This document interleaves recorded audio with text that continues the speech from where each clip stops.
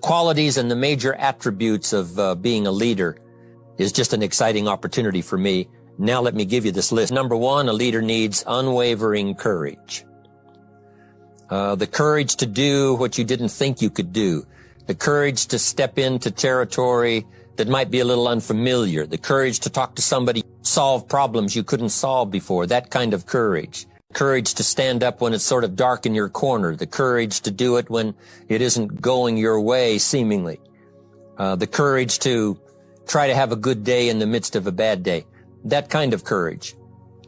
Wavering a little at times, yes, because we all have doubts that attack us. We all have small fears that creep in. That is the nature of life. But that's what faith is all about. That's what courage is all about. To serve us when our doubts will not serve us well. Faith to overcome fear and courage to overcome our doubts.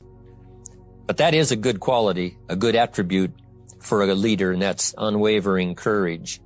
Second, self-control. That, of course, is the very essence of life itself, is self-control. Because we all have this warfare going on.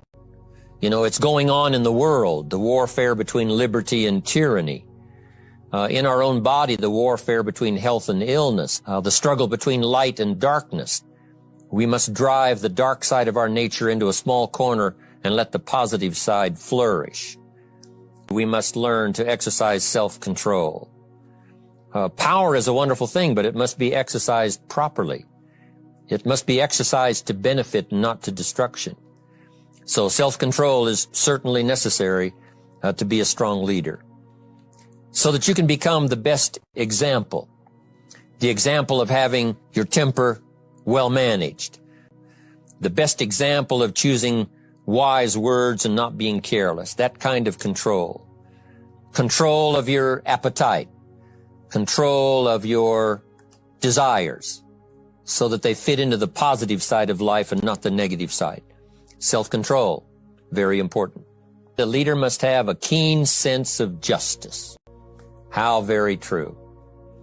Justice we become familiar with, even when we're small. When certain things that happened or were done to us that something told us that wasn't right. Something did us wrong. We have that sense of right and wrong, and it starts very early. Then we have to have that sense of utilizing what's right and what's wrong so that we develop this sense of justice, this sense of being fair, this sense of being on the positive side, on the right side. We have to have justice when we're building an organization. What's fair? What is a good balance? The marketing system to be fair for everyone, certain rules and regulations, so that all of us have a chance to fit within this framework of fairness, justice, and what's right. Otherwise, enterprise cannot work. A sense of justice. Here's another one. Definiteness of decision. Indecision is the thief of opportunity. If you don't decide, the opportunity could slip away. If you don't decide what you're going to do today, the day could get away and you're not very effective. The decisions we make in the early part of our life sometimes last for a lifetime. The early decisions that you make about what you're going to do with your life, those decisions are vitally important. If you neglect them and don't make them, sure enough, the time passes and the opportunity sometimes is diminished, and sometimes you spend a lot of time now catching up simply because you didn't make those early decisions. We need decisions to correct poor decisions, to overcome our mistakes. It's possible, of course, for all of us to make unwise decisions. And at the end of 1 year, at the end of 1 week, 1 month, or at the end of a few years, we say, that decision cost me too much. Cost me a lot of time, cost me a lot of money, cost me a chance to be productive. But as long as you're alive, there's still a chance to use new decision power to correct the mistakes of decisions that were bad in the past. All of us have the opportunity to do that. You got to be definite in making decisions so that the opportunity doesn't pass you by. Take advantage. Here's the next one. A good leader has definite plans. How important that is. Make some plans for the future. This has got to be one of the greatest years. You've got to now make your plans. Don't let this momentum pass you by. Maybe you've, because of the lack of plans, have lost a month or two, or you've lost a week or two, or maybe you've lost a year and you were 10% effective instead of 100%. Now's the time to change all that and start making some plans. You got to have some plans for your family. One of the challenges all of us have in making our plans is how to balance everything, to make sure that we don't regret at the end of the year, I spent too much time on that. I spent too much money. Definite plans. The plans for the use of your money so that you find yourself secure regardless of what happens. One more on plans, and that is the plan for your personal development. The plan to be better this year than last year. The plan to take the classes, attend the workshops, do everything you possibly can to show personal progress. Not just financial progress, not just the progress of having one more car or one more home, but the progress of personality, the progress of communication skills, the progress of recruiting skills, the progress in how to deal with people, progress in using your influence so that it multiplies its power by 5 by 10 versus what it used to be. You need those kind of plans. A plan for personal growth, personal development. Next, a good leader has the habit of doing more than what he gets paid for. Doing more than you get paid for means that you're getting ready for the next move up. Because if you do more than you get paid for, you've made an investment. The average person might think if I do more than the company requires, then they're ripping me off. I'm not getting paid for that extra time, that extra attention. But you must not view it that way. You must say, I'm getting there a little earlier, staying a little later as an investment in my own personal future because I want that kind of reputation. I want that kind of philosophy to work in my life. Do more than you get paid for. So what you don't get paid for, don't worry about that. Just render the service with the vision of the future that it'll come back multiplied if you have this kind of habit. This kind of philosophy.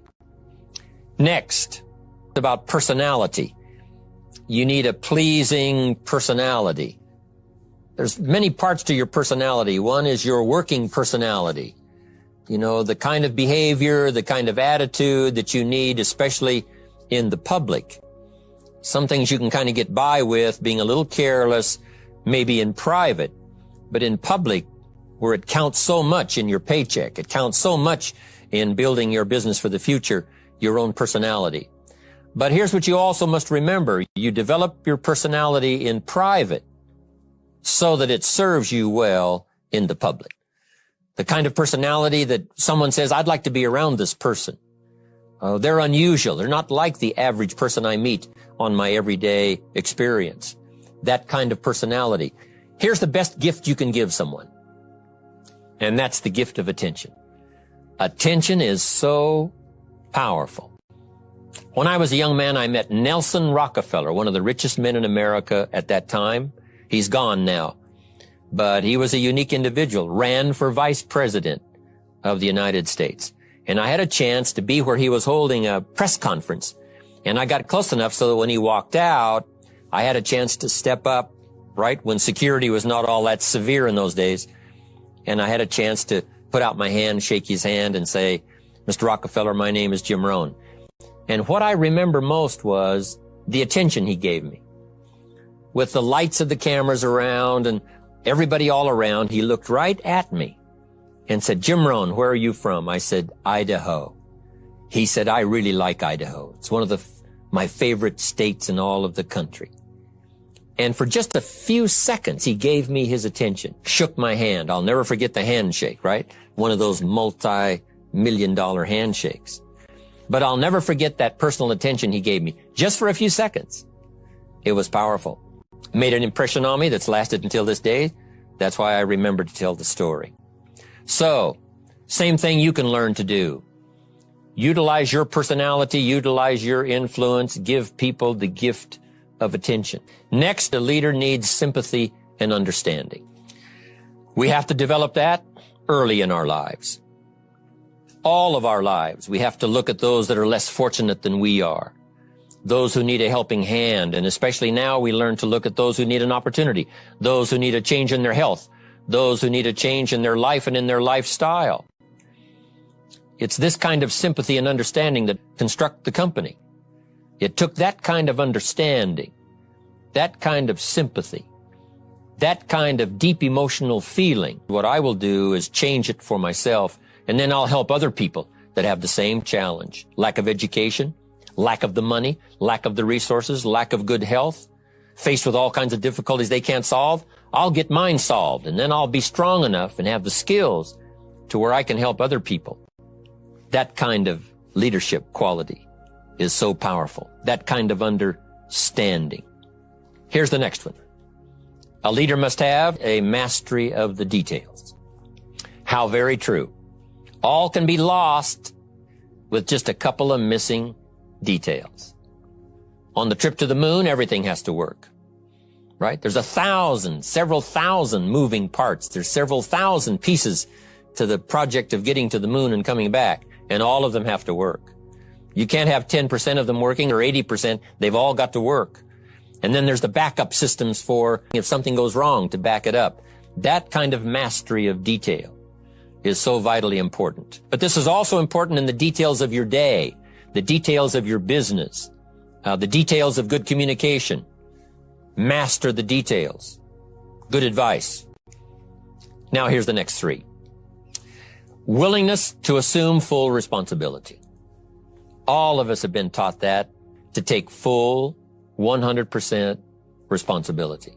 What happened to me might not have been my responsibility, but what I do about it is my full responsibility. It's not what happens to you that determines your future. It's what you do about what happens that determines your future. And this is a major part of it, accepting full responsibility. If you've got an organization, you're conducting meetings, and you're the leader, the responsibility ends with you. Someone else may mess up, make some mistakes, still your responsibility. Some things over which you have no control, understandable. But what you do about it now, how you fix it, also you've got to be responsible for your future. Nobody's going to fix it. No one else is going to design it. Then you've got to have the responsibility of designing your life. You can design a life of prosperity, or you can design a life just to coast and get by. The responsibility belongs to you. Now here's the last two. Next is cooperation. One of the great things we learn in life is how to cooperate so that we take advantage of each other's ideas, we take advantage of each other's input, we take advantage of each other's enthusiasm, and we take advantage of each other's willingness to grow. There's an ancient phrase that says, if two or three agree, nothing is impossible. If they agree on the same project, if they agree on the same vision, if they agree on how to get there, I'm telling you, nothing is impossible. Nothing can stand in their way. Just two or three. If we cooperate, there's nothing we can't do. It'll get us to a place of honor, respect, prestige, influence, feeling good about ourselves for the hard work that we're doing, cooperating with each other. I want to cooperate with you, helping build your business. We're on our way. We will have the billions. We'll have the stories. We'll have the experiences. Now here's the last one. A major attribute of leadership is vision. Vision is in many parts. One, a vision for your own course to follow. A vision for you, for yourself. A vision for your financial future. A vision for your health. A vision for your wealth. A vision for you to latch onto and make something out of. A vision for your family. Because vision must now lift others as well as ourselves. The people that are around you, they're counting on your vision. Perhaps you've been there a little longer than they have. Maybe you've been there a lot longer than they have. And they will look to you to help them see things that they can't see in the beginning. And if you will do that, develop that attribute of leadership, I'm telling you, you'll have such a dramatic effect on your organization, it will be unbelievable. A vision for yourself, a vision for your family, a vision for your organization, a vision for the people that you're close to. The old prophet said, without vision, we die. life loses its meaning. But if we'll develop this skill, beyond any other skill, I'm telling you, it will help us touch people because they'll want to be around us because we have this look into the future. Not only the short-range vision of what we're going to do this week, this month, this year, but the long-range vision that will take your organization into the future and bless everybody with success.